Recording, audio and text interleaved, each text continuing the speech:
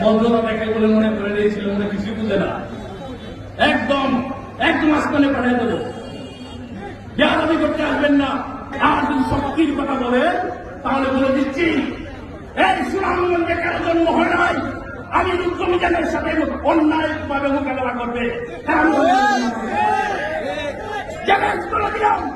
তারেক রহমান খোঁজখবর নিয়েছেন, তারেক রহমান নেতাকে সালাম জানিয়েছেন,